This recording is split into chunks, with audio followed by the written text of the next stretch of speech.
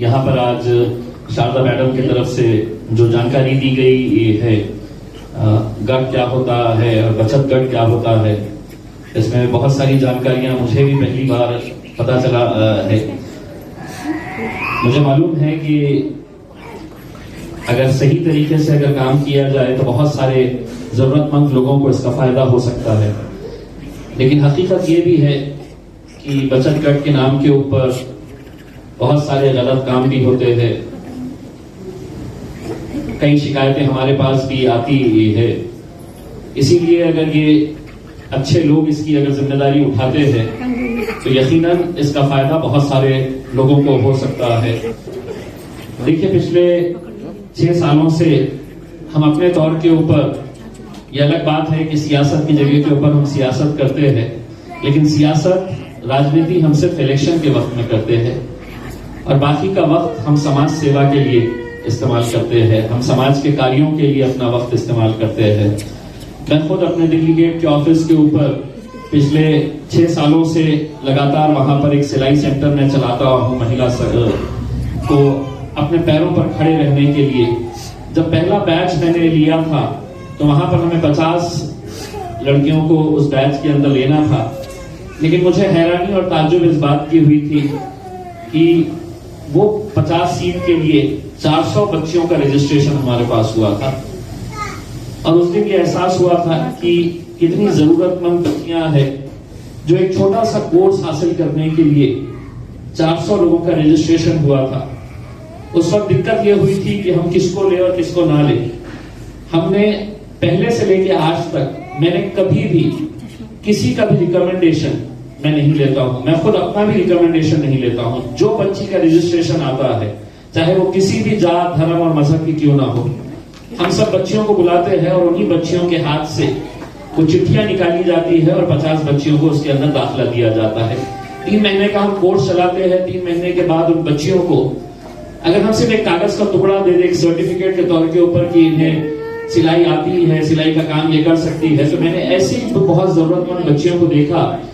कि जिनके लिए वो सर्टिफिकेट कोई मायने नहीं रखता है। उनको अगर हमको पैरों पे खड़े रहना सिखाना है तो कहीं ना कहीं उनको कुछ और आगे बढ़कर मदद करने की जरूरत है। तो पिछले 6 सालों से लगातार जो 25 बच्चियां पास होकर निकलती है, 3 महीने का कोर्स हासिल करने के बाद हम हर बच्ची को एक नई सिलाई मशीन साथ में देते हैं सर्टिफिकेट के साथ, ताकि ये बच्चियां अपने पैरों के ऊपर खड़े रह सके। और मुझे खुशी होती है इस बात की कि कई ऐसी बच्चियां हैं जिन्होंने अपनी दोस्ती वहां पर उस सेंटर के ऊपर की, अलग अलग जात, धर्म और मजहब की बच्चियां हैं, लेकिन जब कोर्स कंप्लीट कर लिए, एक साइलाई मशीन ले लिया, तो कितने बच्चियों ने अपना एक छोटा सा गढ़ बनाकर वो छोटे मोटे सिलाई के काम कर रही है। 1 रुपया भी हम किसी से लेते नहीं है। साथ ही साथ हम सिलाई मेहंदी क्लासेस चलाते हैं, वहां पर भी टोटली मुफ्त ये काम किया जाता है। ये बातें आप लोगों को दिखाई नहीं जाती है, आप लोगों को बताई नहीं जाती है, क्योंकि मजलिस को चाहने वाले अखबार वाले हैं तो हमारी सिर्फ बुराई छापना जानते हैं, अच्छाइयों के बारे में बहुत कम हमारा दिखाया जाता है। ये तो कुछ काम है, लेकिन साथ ही साथ अब हमने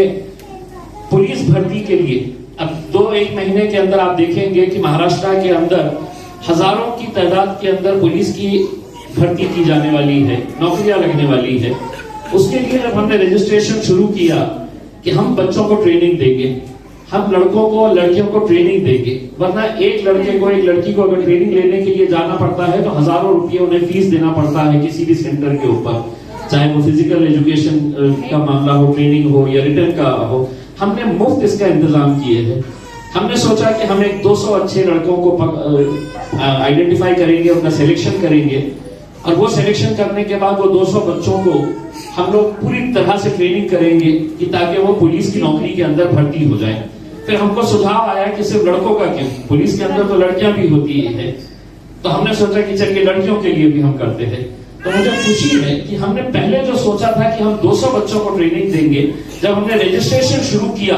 तो 4000 बच्चों का रजिस्ट्रेशन हमारे पास आया है। अब आप सोचिएगा, उन 4000 के अंदर 250 के करीब हमारी बच्चियां हैं, हमारी लड़कियां हैं, हमारी बहनें हैं जिन्होंने रजिस्ट्रेशन किया है कि पुलिस के अंदर हमको भी भर्ती होना है। अब उसका कल एग्जाम हम लिया जाएगा, written test Maulana Azad school के अंदर कल सुबह 11 बजे से। बिल्कुल प्रोफेशनल लेवल के ऊपर उस एग्जाम के अंदर जो पास होंगे उनको ट्रेनिंग दी जाएगी और उस ट्रेनिंग के बाद हमको यकीन है कि बहुत सारे लोगों को रोजगार का जरिया बनेगा। आयशा ने जैसा बताया है कि हम लोग अपने सेंटर के ऊपर भी बहुत सारे लोगों को नौकरियों का जरिया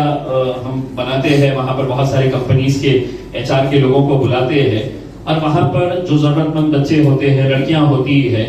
उनको नौकरियां डायरेक्ट किस तरह से दी जाए। वरना आज सबसे बड़ी दिक्कत जो है, पढ़े लिखे बच्चों को नौकरियों के लिए दूसरे शहर जाना पड़ता है। कोई माँ बाप नहीं चाहता है कि अपने बच्चों को रोजी रोटी के लिए औरंगाबाद शहर छोड़कर कहीं बाहर दूसरे शहरों में जाने के लिए। तो हमारी कोशिश ये रहती है कि हम ज्यादा से ज्यादा बच्चों को किस तरह से यहाँ पर ही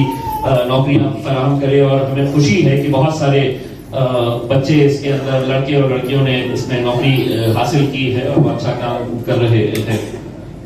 हमारी तरफ से मेरी एक कोशिश ये है, अगर आप लोगों की दुआएं, आप लोगों का आशीर्वाद, आप लोगों का साथ रहा तो जो मैं दुआ बैंक का सेंटर एक जगह के ऊपर चला रहा हूँ, मेरी ख्वाहिश है कि आने वाले 3 सालों के अंदर औरंगाबाद के और 3 जगह के ऊपर भी हम ऐसे सेंटर बनाए जाए और सिर्फ 50 बच्चियां नहीं, कम से कम हम एक बैच के अंदर 200 बच्चियों को ले सके ताकि वो अपने पैरों के ऊपर खड़े हो सके। पिछले 6-7 महीने से कोरोना की वजह से ये सेंटर बंद है। हमारी कोशिश चल रही है कि 1 जनवरी से हम दोबारा इसको शुरू करें और आने वाले साल के अंदर एक और सेंटर बनाए ताकि मेरे जो बचे हुए 3 साल हैं, उन 3 सालों के अंदर अगर एक साल का भी अगर हिसाब लगाए तो हम 3 सालों के अंदर और 3 सेंटर्स यहाँ पर बनाना चाह रहे हैं। और कोई गवर्नमेंट की हम स्कीम नहीं लेते हैं। जो हमको चाहते हैं, जो हमको मदद करना चाहते हैं, हम उनसे यही कहते हैं कि भाई, एक तो मुसलमानों के अंदर ये है कि ज़कात का कंसेप्ट होता है कि